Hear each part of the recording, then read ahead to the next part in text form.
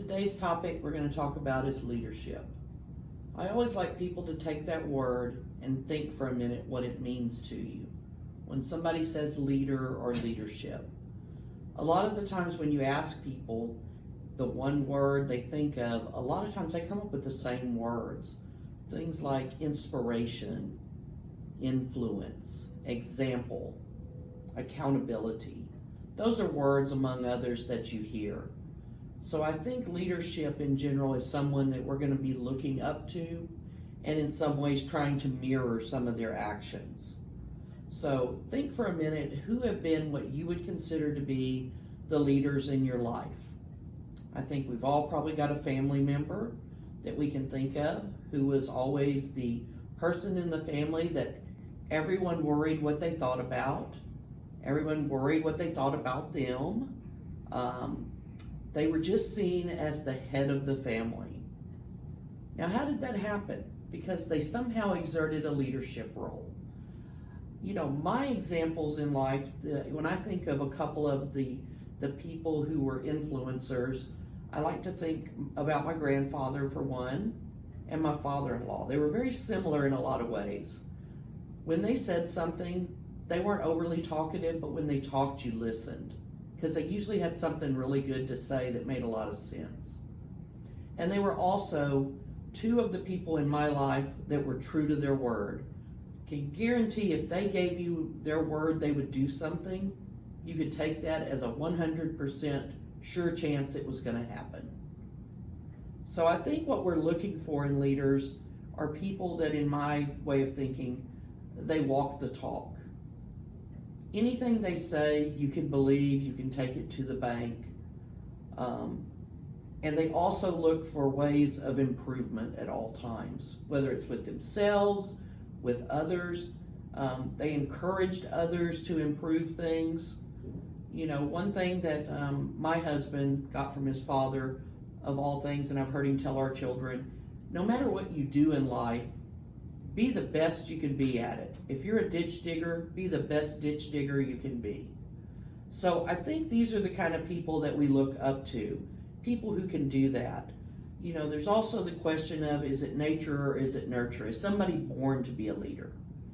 They may have certain skill sets, I think, is the general consensus that may help them to be a leader, but most of the time it is not going to be something you're born with. You're going to be able to develop those skills. If you want to be a leader, you can. Here's my laundry list of if you are a leader. Number one, you don't need the credit. If you are the leader of a team, you don't feel the need to take all the credit.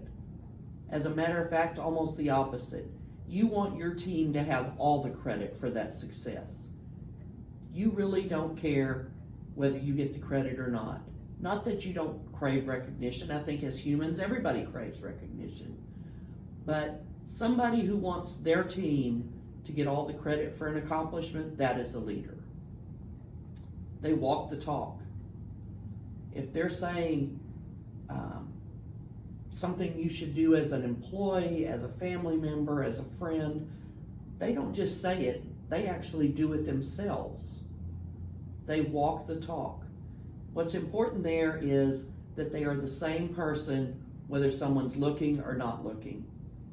They walk the talk. They don't just talk it, they walk it. They set the example.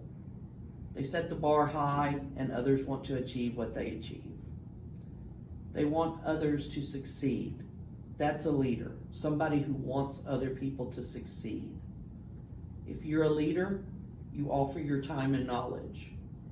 Too many times people are insecure in what they know or their job or whatever there may be, and they don't really feel that they should impart all the information to someone else who may be taking that position or thinking about that position. A leader doesn't care. They'll tell you everything they know about that job, that topic. They want to impart their knowledge. And if you're a leader, you are accountable. Leaders take the fall for their teams. They fall on their sword. They don't blame their team members. They don't blame anything. Facts may be facts, but at the same time, they take accountability. I want to talk about some of the other topics that I've talked about and how this comes back to leadership. To be a good leader, another thing I think you've got to do that I've talked about before is you've got to say no sometimes. You can't do everything well. So saying no and not getting overwhelmed and overburdened is important to leadership. Being appreciative. Every little thing that you do, whether it's how you treat somebody who waits on you at a store or restaurant, reflects on your leadership style. So how you treat the people who empty your garbage is important. How you treat your mechanic. How you treat people you see every day. And being sincere about it makes a difference. Being appreciative is a very important skill of being a leader. And balancing all of it. I've talked about that topic. Never easy. Got to make those decisions. What's important, what's not. How do you balance all of it in your life? How do you balance family, career? What decisions do you make? What do you say no to? All of that's very important to leadership style. So, to all those people out there who want to become a leader, anyone can be a leader. It's all about how your mindset is, whether you want it, and whether you can walk the talk. That's the important stuff.